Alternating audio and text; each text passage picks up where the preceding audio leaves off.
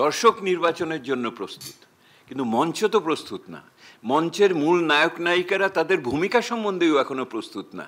মঞ্চটা দ্রুত প্রস্তুত করেন, দর্শকদের ধৈর্য হারা করবেন না। আপনি যেটুকু সম্ভব সেটুকুই করবেন, যা অসম্ভব সেটার জন্য আকাঙ্ক্ষা থাকতে পারে, আমরা এটা বলতে পারি আরও এগুলি হতে পারত, কিন্তু এইটুকুই হয়েছে বর্তমান বাস্তবতায়। এই বাস্তববাদিতাটাকে নিয়ে আসার প্রয়োজনীয়তাটা আমি দেখছি এই মুহূর্তে। দ্বিতীয়ত যেটা বলতে চাচ্ছি সেটা হলো যে বাস্তবায়ন পদ্ধতি নিয়ে যে বিভিন্ন জিনিস আলোচনা হচ্ছে, আমি খুব মনোযোগ দিয়ে শুনছিলাম। আমি সালাউদ্দিন সাহেবকে বলেছি, ওনার সেদিনের বক্তৃতা শুনেছি, আরও অন্যান্যরা যারা ওখানে বলেছেন, এবং শেষ পর্যন্ত যে 4-5টা পদ্ধতি নিয়ে আছে সেটা আমি দেখতে এসছে, এবং এটা কোন ধারায় হয়েছে ইত্যাদি ইত্যাদি। আমার একটা খুবই সবিনয় বক্তব্য আছে। সবিনয় বক্তব্যটা হলো এই: সংবিধানকে নিয়ে যদি আমরা বেশি নাড়াচাড়া করি তাহলে কিন্তু আরও অনেক গভীর সাংবিধানিক বিষয় সামনে চলে আসতে পারে, সেই আশঙ্কা। দেখুন, আপনি যদি ইতিমধ্যেই সেই আলোচনা এসছে, এই সরকার কোন ধারায় গঠিত হয়েছে, সেইটার তার যোগ্যতা আছে কি না, তার ক্ষমতা কতদূর বিস্তৃত ইত্যাদি আলোচনা আরও আসবে।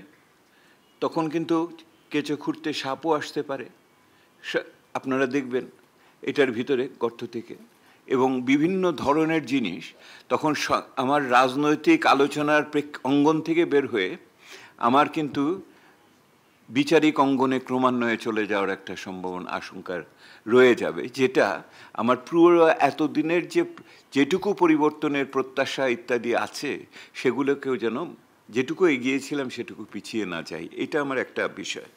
আমার এই বিষয়ে আরেকটা স্মরণ করার বিষয় আছে। ধরুন সব কিছুই লিখে দিলাম, তাহলে কি হবে? নিঃসন্দেহে আমাদের শিক্ষা হলো যে একটা ফ্যাসিবাদী সরকার এই কাঠামোগত সংস্কারের অভাবের কারণে বা কাঠামোগত সুযোগ নিয়ে সে কিভাবে একচ্ছত্র ক্ষমতাবান হয়ে ওঠে। কিন্তু তার বাইরে যেও আমরা তো দেখেছি, 72 সালে যে সংবিধান করেছিলাম তার 3 বছরের ভিতরে একদলীয় শাসন ব্যবস্থায় গেছি। লেখা তো ছিল সবই ঠিকই, কিন্তু উল্টে দিতে তো সময় লাগে নাই, এবং সেই রকম সংখ্যাগরিষ্ঠতা থাকলে এটা করা যায়। এবং সেটার জন্য আমরা এখন উপরের কাঠামোর আমাদের কি আপার হাউসের বাংলা কি হয়েছে, উচ্চকক্ষ, উচ্চকক্ষ এবং তার ভোটের পদ্ধতি, এটা নিয়ে আলোচনা হচ্ছে। কিন্তু একই রকমভাবে আমরা তো সংবিধানে কেয়ারটেকার সরকারও ঢুকিয়েছিলাম, সেটাও তো কলমের খোঁচা এবং জুডিশিয়াল প্রসেসে বাতিল করে দেওয়া হলো। আমি যেটা বলতে চাচ্ছি, সংবিধানের বিভিন্ন জিনিস সংস্কারটা প্রয়োজনীয় শর্ত, কিন্তু পর্যাপ্ত শর্ত না। পর্যাপ্ত শর্ত হলো জনমানুষের অংশগ্রহণ, নাগরিকদের জবাবদিহিতার জায়গাটাকে সোচ্চার করা, এবং সেই রাজনীতি, মিডিয়া, নাগরিক সমাজ, ব্যক্তিখাত ইত্যাদি ইত্যাদিরা সবাইকে সোচ্চার থাকা। সে তো এখন এ পর্যন্ত আমি প্রথমে একটা সমান্তরাল বাস্তবতার কথা বললাম। আরেকটা সমান্তরাল বাস্তবতা হলো এইটা যে আমরা প্রয়োজনীয় শর্ত পূরণ করলাম আর পর্যাপ্ত শর্তের ব্যাপারে মনোযোগী হলাম না, তাহলে প্রশ্ন থাকবে। এবং এই বেশি এটাকে নিয়ে বেশি জটিলতাতে গেলে পরে কিন্তু শুধু যে ওই সরকারের বৈধতা নিয়ে প্রশ্নের উত্থাপন করার সুযোগ কেউ কেউ পাবেন তা না, একই সাথে এই ঐক্য কমিশন নিয়ে প্রশ্ন উঠবে। এই কমিশনের গঠন প্রক্রিয়া, এই ঐক্য কমিশনের আপনার প্রতিনিধিত্বশীলতা, ওনারা বাদবাকি কমিশনগুলোর কি হলো ইত্যাদি বিষয় তো আলোচনায় আসবে। সেটার ভিতরে সেইটার উত্তর কি হবে আমি এখনও বুঝে পাই না। কারণ প্রথম দিন যখনই এটাতে ওনারা সই দিবেন, এই নাগরিক আমার রাজনৈতিক নেতৃবৃন্দ, আমরা প্রথম কথা জিজ্ঞেস করব, 6টা দেখলেন বাকিটা কই গেল? এই প্রশ্নর তো উত্তর দিতে হবে যে নারীরটা কি হলো, পুলিশেরটা কি হলো। সবচেয়ে বেশি দরকার ছিল আমার যে সমস্ত নির্বাচনকে কেন্দ্র করে যেগুলি, ওগুলি কোথায় গেল? শ্রমিকদের কথা তো কোথাও দেখলাম না। তাহলে এইটা কি বললেন, উচ্চবর্গীয় এলিট ওরিয়েন্টেড একটা ঘটনার ভিতরে আমরা কি ঢুকে গেলাম এবং আমরা সকলে সেটার পার্টি হয়ে গেলাম? এইটা তো গ্রহণযোগ্য অবস্থার ভিতরে নাই। আমি শেষ করি। সাজ্জাদ ভাই যেভাবে তাকাচ্ছে, আমি যেটা বলে শেষ করি, এই খুলনাতে যখন গেলাম, এই যে সেদিনের আলোচনাতে, এই আলোচনার ভিতর দিয়ে আমার কাছে একটা জিনিস মনে হচ্ছে, সেটা হচ্ছে দেশের ভিতরে একটি রাজনৈতিক শূন্যতা বিদ্যমান। রাজনৈতিক শূন্যতা মানে হলো রাজনীতিহীনতা না। রাজনৈতিক শূন্যতা তাকেই বলে যখন দেশের শাসনকর্তারা তারা কার্যত দেশের ভিতরে তাদের নিয়ন্ত্রণ, ব্যবস্থাপনা এবং তাদের অভিষ্ট লক্ষ্যকে বাস্তবায়ন করতে যথোপযুক্তভাবে কার্যকর হন না। সেই রকম একটা পরিস্থিতি বিরাজ করছে অর্থনীতির ক্ষেত্রে, এইটা বিরাজ করছে সামাজিক অস্থিরতার ক্ষেত্রে। অর্থনৈতিক অনিশ্চয়তা, সামাজিক এইখানে যেই অস্থিরতার কথা, আইন শৃঙ্খলার চরম অবনতি, সেই অর্থে আপনার যেই নৈরাজ্যের কথা বলছি, আমাদের সামাজিক যে বিষয়াদি বলছি, ইত্যাদি মিলে এমন একটা পরিস্থিতি রয়েছে যেখানে রাজনীতি শূন্যতা না, মানে রাজনীতি শূন্যতা না, রাজনৈতিক শূন্যতার সৃষ্টি হচ্ছে।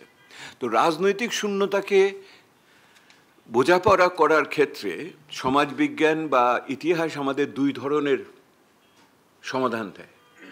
এক ধরনের সমাধান দেয় হলো যে এই রাজনৈতিক শূন্যতাকে সঠিক করার জন্য দায়িত্বশীল বিদ্যমান ক্ষমতা আছে, তাকে আরও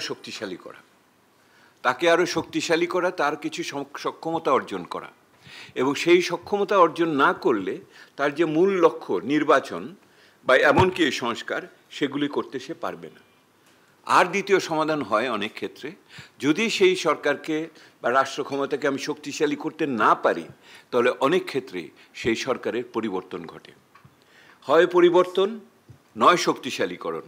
দুটোর একটার ব্যতিরিকে এই মুহূর্তে একটি সুষ্ঠু নির্বাচন করার ক্ষেত্রে যে পথরেখা, সেই পথরেখা স্পষ্ট না।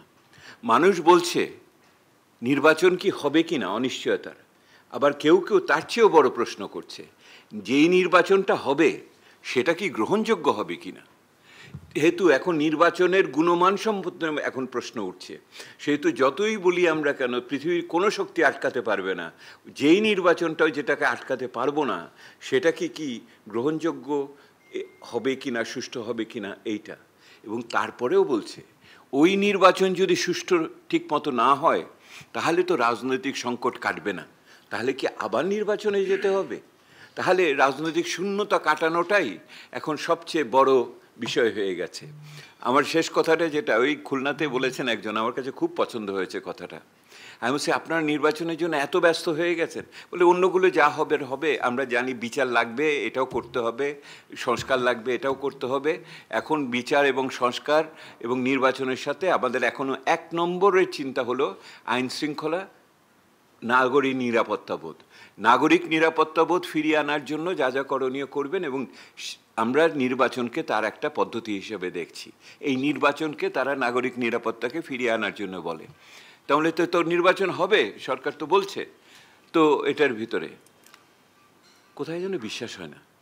তারপরে বলে, দেখেন দাদা, দর্শক তো প্রস্তুত, কিন্তু মঞ্চ তো প্রস্তুত না। দর্শক নির্বাচনের জন্য প্রস্তুত, কিন্তু মঞ্চ তো প্রস্তুত না। মঞ্চের মূল নায়ক নায়িকারা তাদের ভূমিকা সম্বন্ধেও এখনো প্রস্তুত না। তার চেয়ে বড় কথা, এই যে মঞ্চতে যেই নায়িকারা যে বা অন্যান্য যেই ভূমিকায় আসবেন, তাদের সূত্রধর কি প্রস্তুত? সেই সূত্রধর প্রস্তুত কিনা সেই প্রশ্ন আসছে। সেহেতু বাঙালির কাছে এখন একটাই যে মঞ্চ প্রস্তুত না করাটাই এখন আমাদের বড় কাজ। সেই মঞ্চ প্রস্তুতের জন্য আরও অন্যান্য জিনিস আছে, আপনারা এখানে বলবেন। আমি মনে করি যে বাংলাদেশের এখন ওনারা যেই পরিশ্রমটা করেছেন তার জন্য অনেক ধন্যবাদ, কৃতজ্ঞতা। আমি মনে করি অনেক ধরনের নতুন সেই আমাদের ট্র্যাডিশন আমাদের ভেঙে দাঁড় করানো হয়েছে, কিন্তু মূল জায়গাতে পৌঁছাতে হলে শুধুমাত্র উপরিকাঠামো নিয়ে হবে। আর আমার বস্তুগত ভিত্তিতে শ্রমিক, কৃষক, ছাত্র জনতা, নারী, সংখ্যালঘু সম্প্রদায়, এদের জীবনের ভিতরে আমি কোনো পরিবর্তন দেখতে পাবো না এইটুকু সময়কালে, এইটা গ্রহণযোগ্য হবে না। এই জন্য মনে করা হচ্ছে মঞ্চটা দ্রুত প্রস্তুত করেন, দর্শকদের ধৈর্য হারা করবেন না।